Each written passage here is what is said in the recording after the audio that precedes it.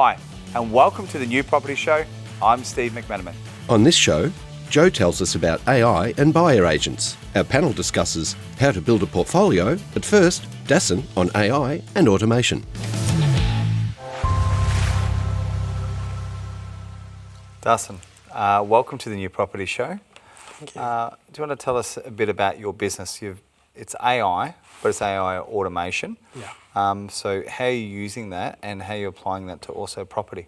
Absolutely. First of all, thank you for the invitation.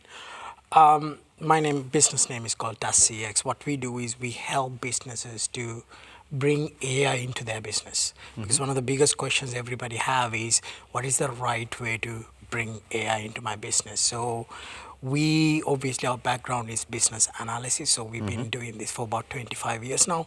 So we look at a business and go, this is the best way to introduce AI into your business so you can have the best results. So we do that part process.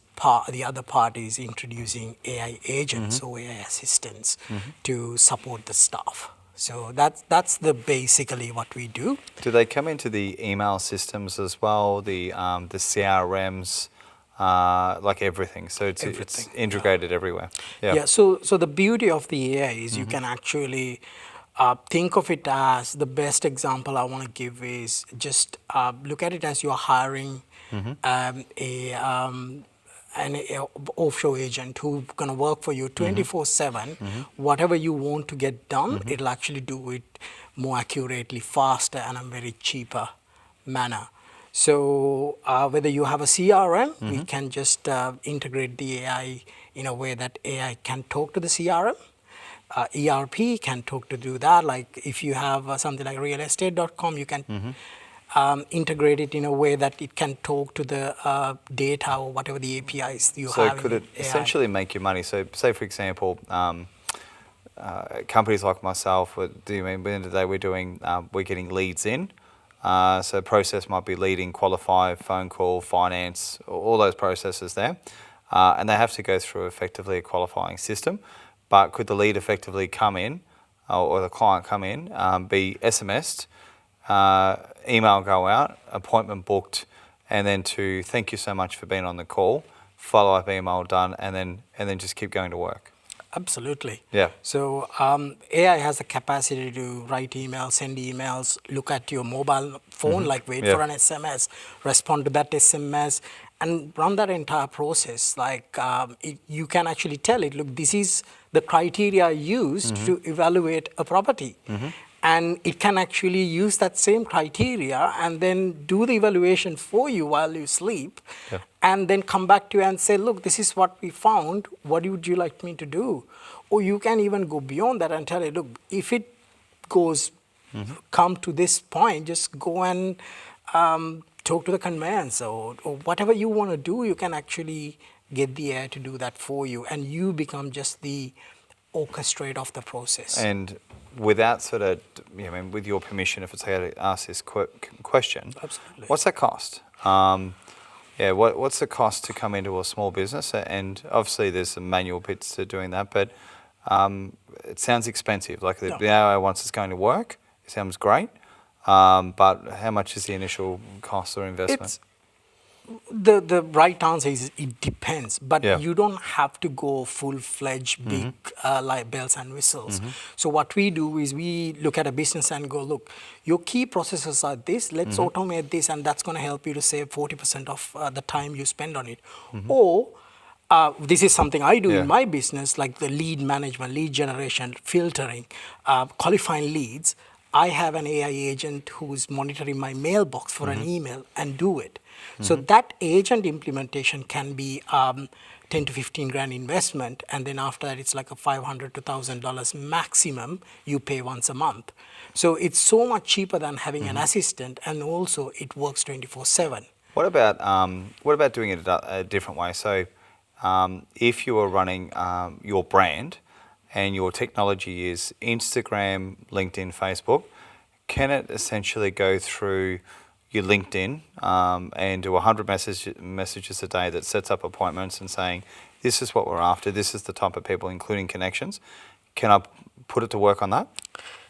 Technically you can, Steve, but I wouldn't do it because right now, like LinkedIn owned by Microsoft, Yeah. they have a lot of guardrails in place yes. to stop that. So if you try to abuse that, Yeah. because you can do it, I did think about it myself, but the thing is, they can ban you. Yeah. Like for an example, one of the biggest use cases, something actually we do is called Reddit. There's a site called Reddit where you go and scan who's asking questions about AI agents.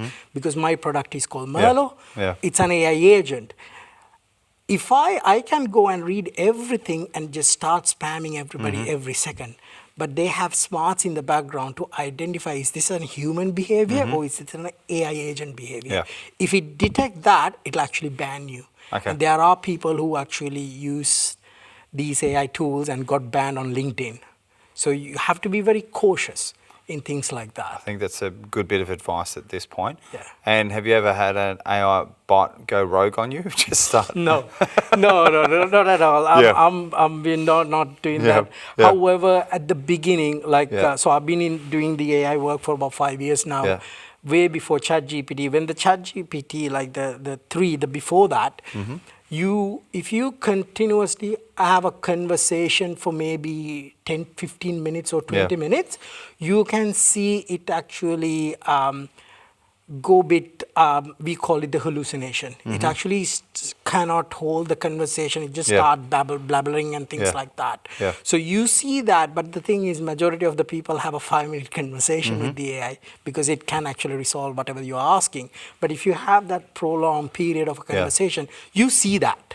So it starts to run out of oomph. Yeah, it something gets a, like gets that. a little bit lost. And Yeah. and I think where I guess the Australian side of it would be is we'll talk business for a while and then we'll move on to sports or another subject. Yeah. And it doesn't. It just stays in one lane, which is just simply business. And if someone was talking to me just business, at some point I'm like, who are you? You're going to start to question, do you have any kids? Do you have this? And who am I actually talking to? So there is limitations to it. And I think that's why it's so important to have those watching over. Last question. Do you see any dangers with what you're doing? Not really. Yeah. Not really. No, not at all. I mean, you can use it for, the thing is, you can use anything for bad. If you have bad intention, you can use it. But we obviously look at it like how we can Yeah. improve what we do on day-to-day basis. Hackers have the same access. So now they can scan a port and they don't have to manually do it. Yeah. They can run the 10,000 per attempts using an AI agent. So that's going to keep doing it and letting you know these are the loopholes. Yeah. So that part is there as well. But I think the benefits outweighs the negatives. And I that think we too, at see. the end of the day, you stand behind your own business, and most importantly, as long as you've got somebody with the right intention to systemize the process in there. But I just want to say thank you for being on the New Property Show. You've been a great guest. Can't wait to see what technology is going to do, and maybe even try it out myself. Thank you.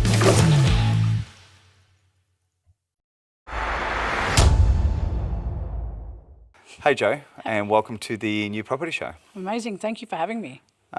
Interesting topic today, AI buyer's agent. In the world of AI, it's been, I guess, the change that needed to happen. It's fast forwarding businesses, and of course, I guess you can serve more clients now, but do you want to explain maybe really to our audience what an AI buyer's agent does? Yeah, absolutely. With our business, so Abodey was born in December, so we're quite a new startup business. And part of what we do is we leverage AI to match people to their right fit homes. So the challenge in the market for a lot of homeowners or potential homeowners is the actual hunt for a property, searching realestate.com or other real estate listing sites. It actually amounts to around 44 plus hours of just research. So what we did was we surveyed a bunch of buyers and basically got the problem out and said, what do you need? And they said, just someone to search for a property. And essentially that's what a buyer's agent does. So we were wondering, why don't they just go to a buyer's agent? And there was a bit of barrier to entry with the affordability. So we decided to start a business that targets the first homeowners, second time buyers or first time investors. We use AI to capture their data and match them to the right fit homes that are actually presented on realestate.com. So they don't have to do the research, we match it to them. Okay, so and in terms of this search criteria, you're from the southeast at the moment, so for our viewers, I guess, so looking down that Packen and Berwick corridor. Yeah. Budget's 600,000-700,000, looking for a family home. Sometimes you don't mind pushing if it's the right property. That's right. How's that criteria work? Is it going to do a 20-kilometre radius? How far does that net get cast? That's a really good question. So for us, we actually set the radius, and the customer gets to set that radius on our side. So if they want to see properties that are a little bit out of scope or within 15 to 10 kilometres, they can set it. What we do, though, is when we match them to their top properties, we like to narrow it down to 5. And the reason for that being is that with a lot of options on the market, it gets overwhelming. So part of our process and what we've factored in is that if there's a property that they can push for, that we think is still within their budget, if they wanted to stretch a little bit, but it suits all their criteria, we'll actually list it there for them. So they've got that option to still purchase. Because sometimes, like even when you hop on Airbnb sometimes, you go, oh, okay, I want to be down Sorrento, but if it was the right property, I'd go a little bit further out. Where there's always that what if. What about if you were to, in terms of criteria here, because I actually find this interesting to explore. So there might be 2 features that might be important to them. So public transport and school zones. Is that something that can be added into your search criteria? Absolutely, it's currently being done. Yeah. So we've worked with Google Maps and Azure services, and what they do is connect from longitude and latitude. So we take those measurements. So if someone says, like part of our questionnaire, I guess to break it down simpler, is we ask, what are your important addresses? What's work? Do you have, you don't have to give us specific addresses, but perhaps suburbs, whatever they're comfortable sharing. More data, the better.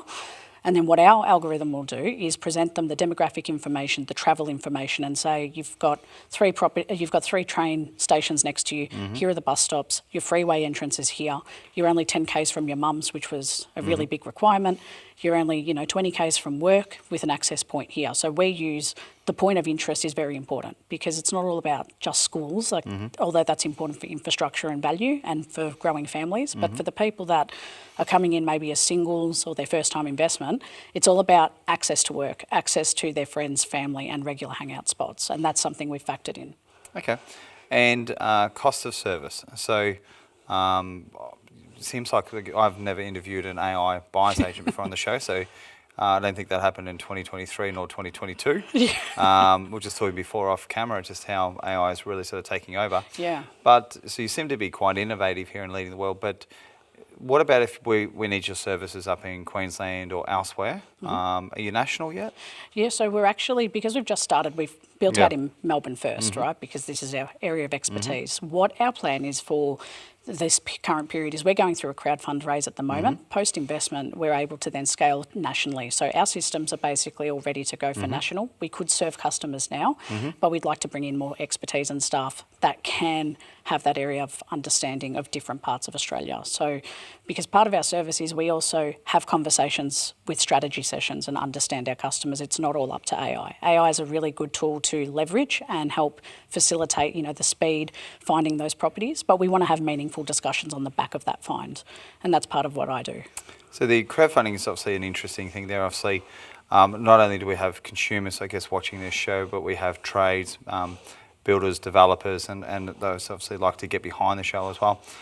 So you're obviously doing some capital raising there. Yeah. And then you're going to take your business to another level, is that correct? That's right, yeah. So that'll allow us to essentially scale. So part of what we've done is my co-founder, his name's Anand, and he's an excellent CTO. He's the tech guy behind it. So between him and myself, I'm the domain expert. I did real estate for 5 years and then I worked in insurance.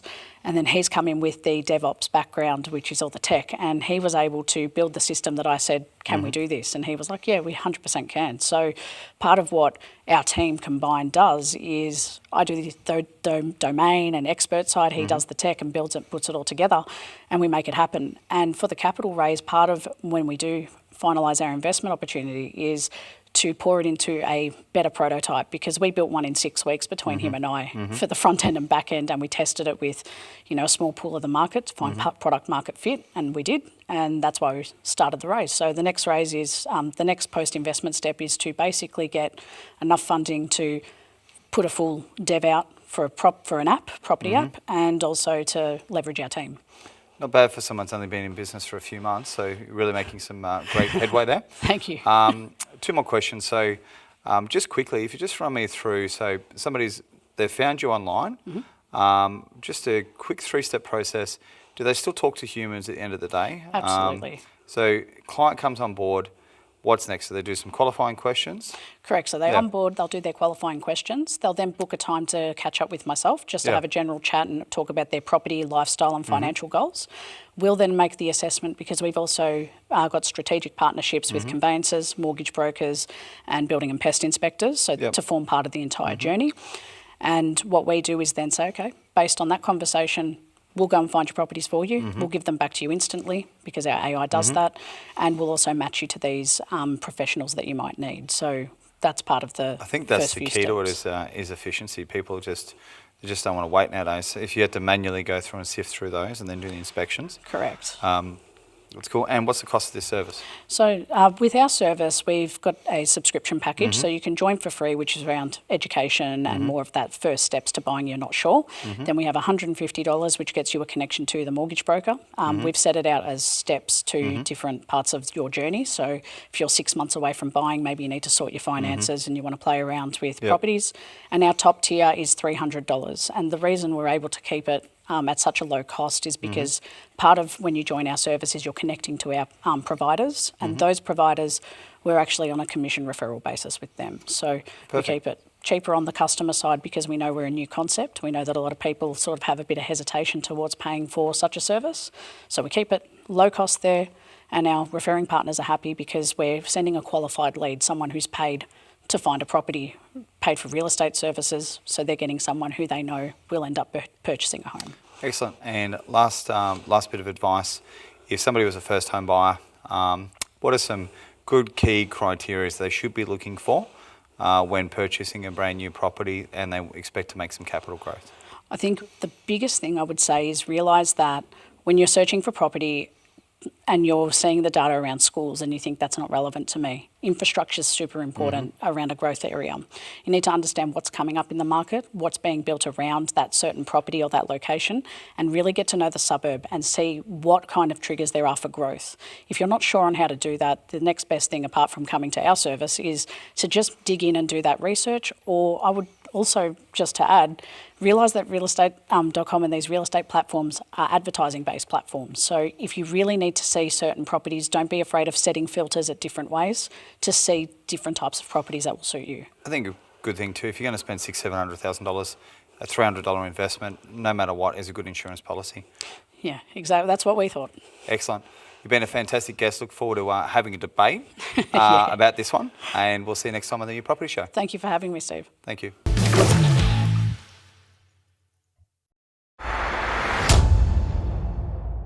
We're going to talk about today's serious topic, building a property portfolio, and of course, how to be a good landlord. So a lot of experience sitting at the table just here.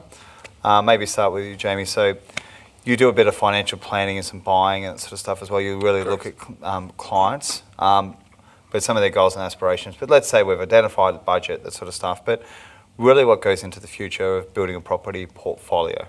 I think one thing we always tell our clients is build a strong foundation. So we like to be conservative at the start, make sure we buy well, something that we know is going to have a little bit of growth in it to start their portfolio, and then start working out from there. You see a lot of people at the moment talking about huge growth quickly and they want to become millionaires overnight.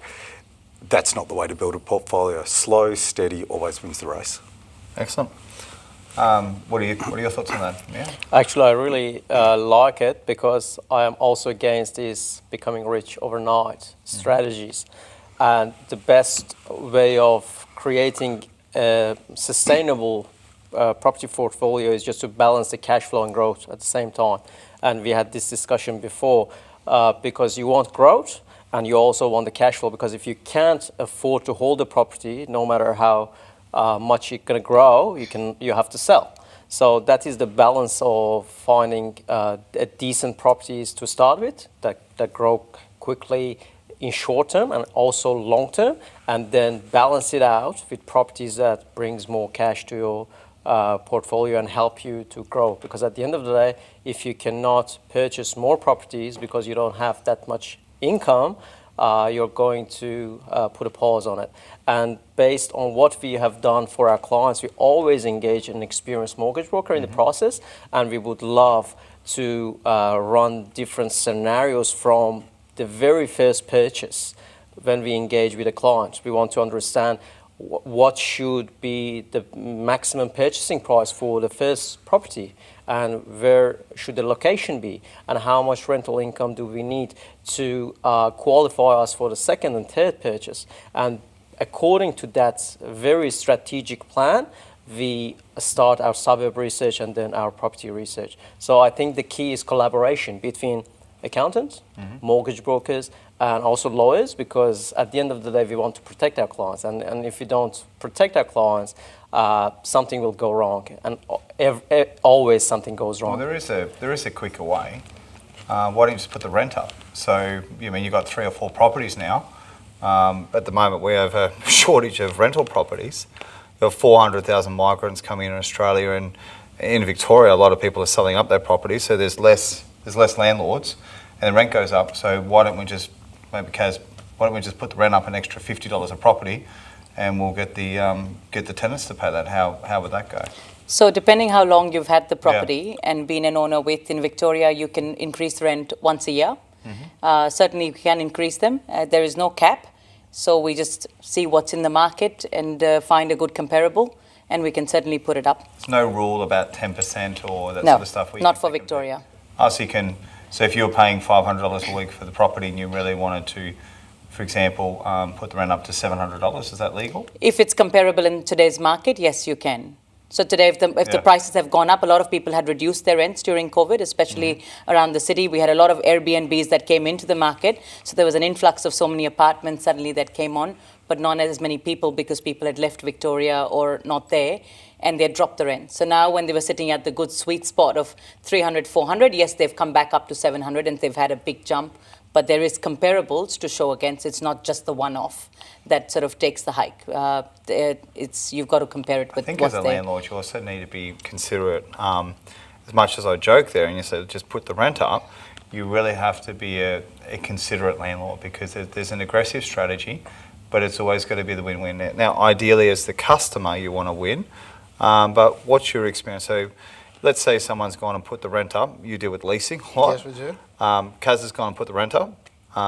She's put it up and her comparables are quite high. What do we do then?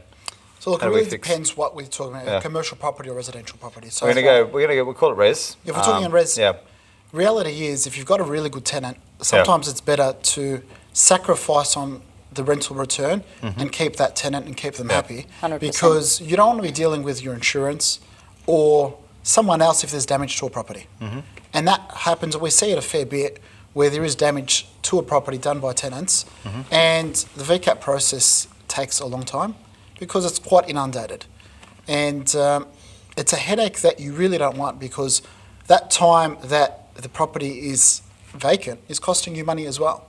Does they forget that? It's the time in and out, and even a good tenant might be a great tenant, but they're not very clean when they move out. They don't have the carpets team clean, and there's a cost. And typically you find there's damage to a property, no matter how good the tenant is, but you realise at that point you need to paint the wall that you haven't been painting and the previous tenant's been doing it. You need to fix that couple of leaky taps, or the new tenant that comes in and says, hey, I'm not happy with this, or I've got special needs here and I need this modified on the property, and you don't find that out until the day they're about to move in, and they can't move in until that's done.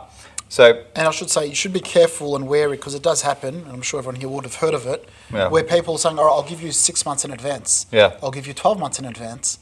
And at times, there's some nefarious activity that goes on in that house. So to be very careful of that quick buck, because there's often something behind it and a reason why that person can't find somewhere else to rent. Wouldn't they just be a lawyer on good money and they've just been honest and they've paid their rent out 6 months ahead, or are you saying there's other activities? Honest lawyers like us are hard to find. But on the same note, Steve, we talked about the ugly side of a tenant, but there is a good side as well. And so, like we said, it's better the devil you know than the one you don't. I think so. And what I suggest to my landlord, for an agent perspective, it'll be great if one moves out and I can bump up the price, re-advertise, I'm on the market, it's showcase for us. But at the same note, as an investor, you'll end up paying me letting fee, spend on advertising and all that costs. When you add that up for the $50 more or whatever, it's not going to be worth it at the end of the year, and taking into account the vacancy period that we just mentioned as well, it's not worth it. So sometimes it's to be right, and it's a duty of care as an agent to see both sides of the coin, because finally in VCAT, you're not going to win if it's too half-assed. I think that slow and steady wins the race is what we talked about there, but it is always fun to explore, because there is a couple of different ways, and sometimes you generally need to put the rent up. When you're paying 7.1% on your money, or if you're doing a Red Z or any of those sort of guys watching, you're paying over 10% on interest, but you've got that property. It's actually hard as a landlord in terms of you doing the best you can do. You still got to maintain those repayments.